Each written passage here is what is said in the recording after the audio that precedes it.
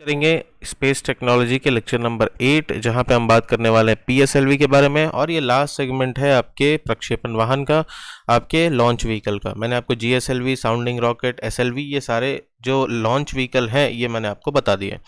और ऊपर से मैंने आपको सारे प्रकार के कक्ष भी बता दिए, कितने टाइप के फ्यूल जो प्रोपेलेंट है, कितने टाइप के ईंधन इस्तेमाल होते हैं वो भी मैंने बता दिया है। तो आपने नहीं देखा तो पहले वो वीडियो देख लो, तब ये ज़्यादा समझ में आएगी। ठीक है, खैर आपको वीडियो में पता चल जाएगा।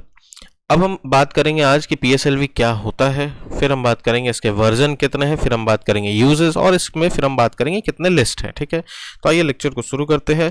सबसे पहले बात करेंगे कि पीएसएलवी क्या है। तो देखो, अभी तक जितने भी प्रक्षेपण वाहन बने हैं, जितने भी प्रक्षेपण वाहन, जितने भी लॉन्च व्हीकल को बनाया गया है, उन सब में अगर हम बात करें तो ये पीएसएलवी जो है वो 3rd जनरेशन का है। ठीक है, सबसे पहले तो जो नए हो वो जान लो कि लॉन्च व्हीकल सिंपली एक वाहन होता है जिससे हम किसी उपग्रह को, किसी सैटेलाइट को किसी कक्ष में अर्थ के बाहर छोड़ते हैं। ठीक है, अब 3rd जनरेशन इसलिए क्योंकि 1st जनरेशन जो है वो साउंडिंग रॉकेट है, फिर एसएलवी है, फिर एएसएलवी है, फिर जीएसएलवी है, फिर पीएसएलवी है। ठीक है, इसी कारण से ये 3rd जनरेशन में आता है।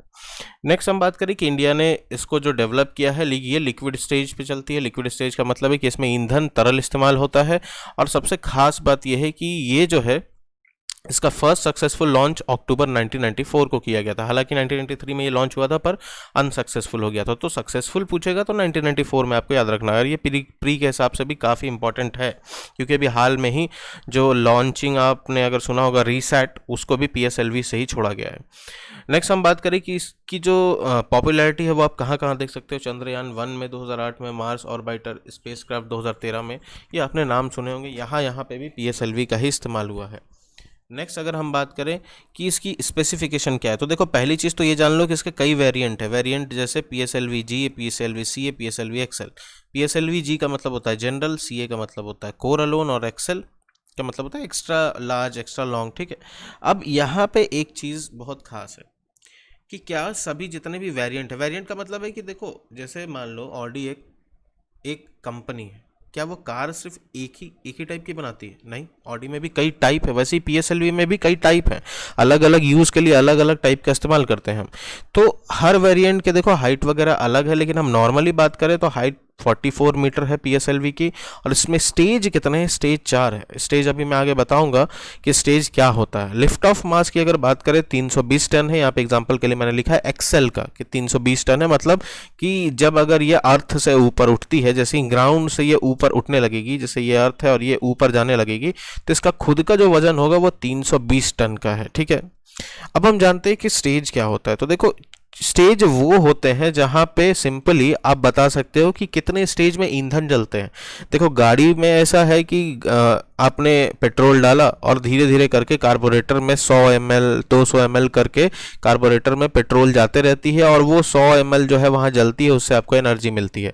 तो ऐसा नहीं होता कि आपने एक ही बार में पूरा पेट्रोल डाला और एक ही बार में पूरा जल जाता है, धीरे धीरे करके जलती है। वैसे ही इसमें भी है कि जो फ्यूल हम डालते हैं, जो प्रोपेलेंट हम डालते हैं, वो स्टेजेस में जलती है। ठीक है, तो ये 4 स्टेज का, जबकि मैंने जीएसएलवी जब पढ़ाया था तो मैंने बोला था कि वो 3 स्टेज होता है, मतलब 3 स्टेज में फ्यूल जलती है। ठीक है, अब हम बात करते हैं सबसे फर्स्ट स्टेज। तो देखो, फर्स्ट स्टेज ये होता है, ये वाला पार्ट जो है ना, ये फर्स्ट स्टेज है। क्यों? क्योंकि देखो, सबसे पहली चीज तो है कि इसमें क्या इस्तेमाल होता है। तो देखो, यहाँ सॉलिड रॉकेट मोटर का इस्तेमाल होता है। रॉकेट मोटर तो समझ गया होगा ना, मोटर सिंपली जिससे ईंधन को जलने में मदद मिलेगी। अब सॉलिड का मतलब क्या है? क्योंकि यहाँ पे फ्यूल जो है, ईंधन सॉलिड इस्तेमाल होता है, सॉलिड ठोस अवस्था में रहती है।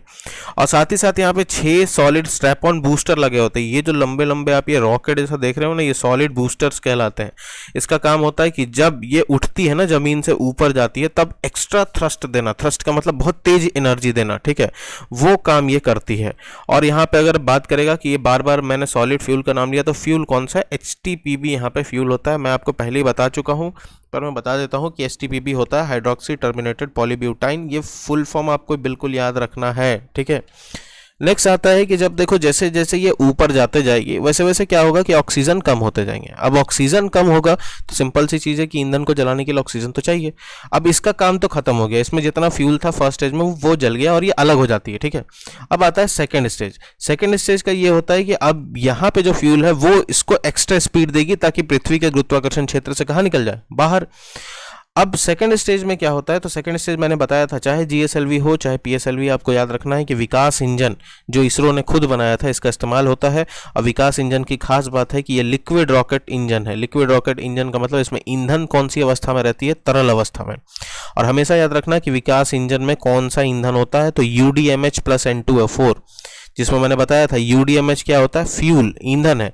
जबकि इस फ्यूल को जलने के लिए ऑक्सीजन चाहिए, तो उसके लिए जो तत्व हम डालते हैं उसको बोलते हैं ऑक्सीडाइजर। तो यहाँ पे ऑक्सीडाइजर कौन होता है, N2O4, और UDMH ईंधन है। जैसे जैसे ऊपर जाएगी ऑक्सीजन कम, लेकिन फिर भी ये आसानी से जल सकेगी क्योंकि हमने पहले ही ईंधन में क्या मिला दिया, ऑक्सीडाइजर। UDMH का फुल फॉर्म भी मैंने आपको पहले बता दिया है, ठीक है। जबकि मैं एक बार और बता देता हूँ, UDMH होता है अनसिमेट्रिकल डाइमिथाइल हाइड्रोजाइन, ठीक है। अब हम बात करें कि जब इसकी भी पूरी फ्यूल खत्म और जैसे जैसे ये ऊपर जा रही है, अब हमको जरूरत पड़ती है थर्ड स्टेज की। थर्ड स्टेज में क्या होता है कि यहाँ पे भी सॉलिड रॉकेट मोटर ही लगे होते हैं और सॉलिड फ्यूल होगा, इसमें भी ठोस ईंधन होगा। सॉलिड जहाँ पे भी बात होगा आप याद रखो कि HTPB का इस्तेमाल होता है। और फाइनली आता है ये फोर्थ स्टेज। अब फोर्थ स्टेज की क्या खास बात होती है, तो आप जैसे सुनते हो ना कि लैंडर है, रोवर है, ये सारी चीज़ें यहीं पे फिट रहती हैं और यही आखिरी पार्ट होता है जो आगे तक जाती है। जैसे मान लो हमको मंगल तक पहुंचाना है लैंडर रोवर को, तो ये जो जितने पार्ट है ना, फर्स्ट सेकंड थर्ड, ये सब तो अलग हो जाएंगे सब, क्योंकि सारे के ईंधन खत्म और ये सब अलग, ताकि हम वेट को और कम जो है कर सके, पेलोड को और भी कम जो है कर सके। तो फोर्थ स्टेज में ही सारी चीज़ें होती है, लैंडर रोवर सब कुछ। और यहाँ पे भी अलग से फ्यूल का चैम्बर होता है, यहाँ पे भी अलग से ईंधन का चैम्बर होता है जो उसको मंगल के कक्ष तक पहुंचाने में मदद करेगी। तो फोर्थ स्टेज में क्या होता है कि यहाँ पे 2 लिक्विड इंजन लगे होते हैं। 2 लिक्विड का इंजन का मतलब है कि यहाँ पे तरल अवस्था में ईंधन है और ये थोड़ा अलग टाइप का ईंधन है। ये आपको याद रखना है कि एक तो होता है MMH और दूसरा होता है MON।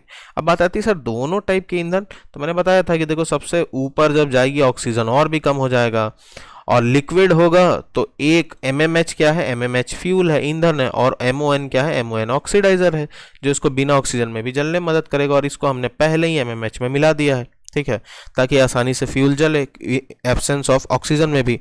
अब MON का फुल फॉर्म मैं बता देता हूँ। MON होता है ऑक्साइड्स ऑफ नाइट्रोजन, जबकि MMH होता है मोनोमिथाइल हाइड्रोजाइन। ये नाम आपको याद रखने हैं। तो ये 4 स्टेज है, जबकि GSLV में कितने स्टेज होते थे, 3 स्टेज। GSLV में ये वाला स्टेज नहीं होता था, ठीक है, याद रखना है आपको। नेक्स्ट अगर हम बात करें, नेक्स्ट आता है कि इसरो की क्या खास बात है। देखो सबसे पहले तो इसको वर्क हॉर्स ऑफ इसरो बोलते हैं, ठीक है, PSLV को।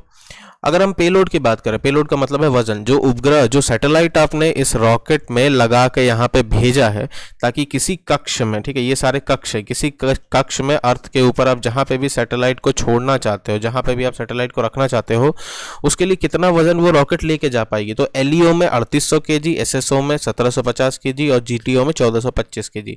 अगर आपको नहीं याद है ये टाइप के कक्ष तो मैंने पढ़ा दिया आपको, वीडियो देख लीजिए। नेक्स्ट है यूजेस, कहाँ इस्तेमाल होते हैं। तो देखो सबसे पहला, ये काफ़ी इंपॉर्टेंट टॉपिक है आपके सिलेबस का, फॉर रिमोट सेंसिंग, हिंदी में बोलते हैं सुदूर संवेदन में इसका इस्तेमाल होता है, ये मैं आगे पढ़ाऊंगा। इमेजिंग सैटेलाइट जब छोड़ना होता है, इमेजिंग सैटेलाइट का काम होता है अर्थ की फोटो लेना या अर्थ में किसी कंट्री, किसी लोकेशन की फोटो लेना, उसको भी छोड़ने के लिए हम PSLV का इस्तेमाल करते हैं।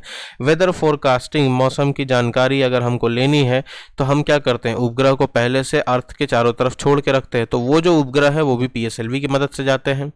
और आखिरी होता है अर्थ ऑब्जर्वेशन, जो पृथ्वी का जो निगरानी करने में जो उपग्रह मदद करती है उसको भी हम PSLV से ही छोड़ते हैं, ठीक है।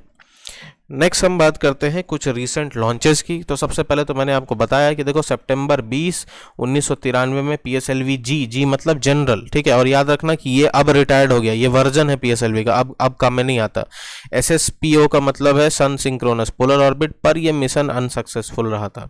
जबकि सक्सेसफुल मिशन की बात करें तो PSLV D2 से छोड़ा गया था, ठीक है, अक्टूबर 15, 1994, जिसमें भी इसको SSPO में सन सिंक्रोनस पोलर ऑर्बिट में छोड़ा गया था। और सैटेलाइट उपग्रह का नाम था क्या, IRS-P2, ठीक है, IRS मतलब इंडियन रिमोट सेंसिंग सैटेलाइट, ये हम आगे पढ़ेंगे।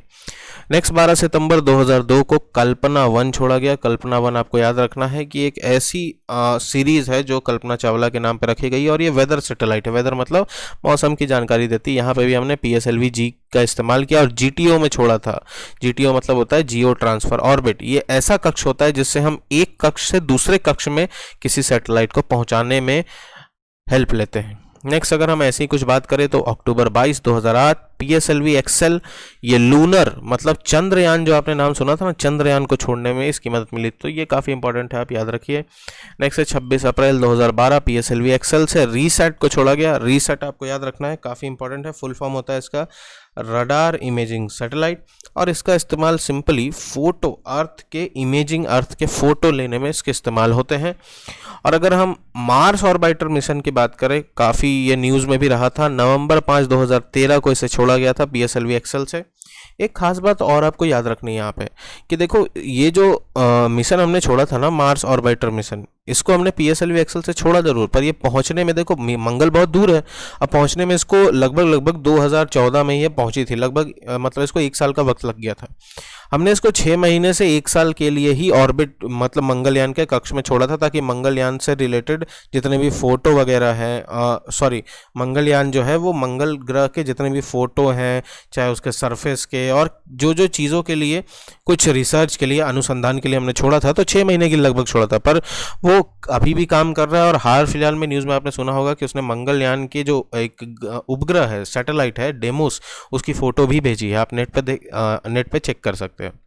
फाइनल अगर हम बात करें कि PSLV से आखिरी कौन सा सैटेलाइट हमने छोड़ा है, तो वो 11 दिसंबर 2019 को PSLV QL से रीसेट 2B-R1 को छोड़ा था। और इसके बाद अभी कोई भी लॉन्च नहीं हुआ है। लॉन्च इसलिए नहीं हुआ है क्योंकि आपको पता होगा कि कोरोना वायरस के कारण सारी की सारी चीज़ें क्या है, पेंडिंग में है। जैसे कि अगर हम बात करें GISAT, अभी एक ऑपरेशन है जो कि लॉन्च होना था पर अभी रुक गया है, पर मे बी अब कुछ दिन में, आने वाले 2-3 मंथ्स में ये लॉन्च होगी, ठीक है।